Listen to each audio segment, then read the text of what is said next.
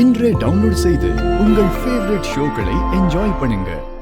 என்ன கதிர், இன்னைக்கு பணம் கிடைச்சிரும்ல?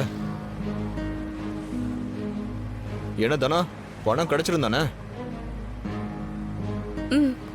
கிடைச்சிரும் சார். ரெண்டு பேருமே கான்ஃபிடென்ட்டா பதில் சொல்ல மாட்டேங்கிறீங்களே. இன்னைக்கு கண்டிப்பா கிடைச்சிரும் சார். தனா, உங்க அப்பா ரகுராம் சார் தானே? ஆமா. அவரோட பொண்ணு நீ, உங்களுக்கு 5 lakhs கொடுக்கறது ஒரு கஷ்டமா?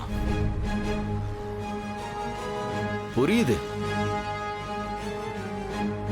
கதிரை கல்யாணம் பண்ணதுனால உதவின்னு அவர்கிட்ட போய் நிக்க முடியல, அதானே?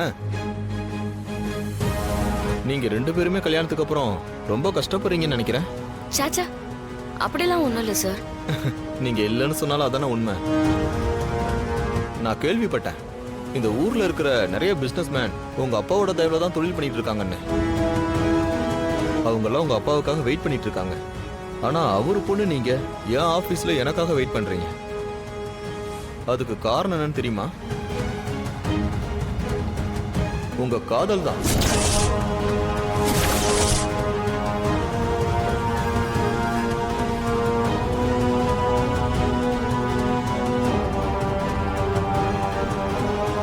என்னோட அனுபவத்துல சொல்றேன். குடும்பத்தை எதிர்த்து கல்யாணம் பண்ணவங்க அவங்க லைஃப் என்னைக்குமே சரியா இருக்காது. கடைசி வரைக்கும் கஷ்டப்பட்டுட்டே தான் இருப்பாங்க. காதலிச்சு கல்யாணம் பண்ணவங்களும் நல்லா தான் சார் இருப்பாங்க. அவங்களெல்லாம் அவங்களோட குடும்பம் ஏத்துக்கிட்டு இருக்கும் தானா? குடும்பம் ஏத்துக்கிட்டா அவங்க நல்லா தான் இருப்பாங்க. குடும்பம் மட்டும் ஏத்துக்கலன்னு வைங்க, கண்டிப்பா நடுத்தூர்ல தான் நிக்கணும். இப்ப நீங்க ரெண்டு பேரும் நின்று இருந்தீங்களே, அது மாதிரி. இங்க பாருங்க, ஃபேமிலி சப்போர்ட் இல்லாம உங்களால எதுவுமே சாதிக்க முடியாது தானா? கதிர், நான் ஏதாவது தப்பா சொல்லிட்டேனா? இல்லை சார், அதெல்லாம் ஒன்றும் இல்லை. எல்லாரும் காதல் மாதிரி எங்க காதல் இல்லை சார்.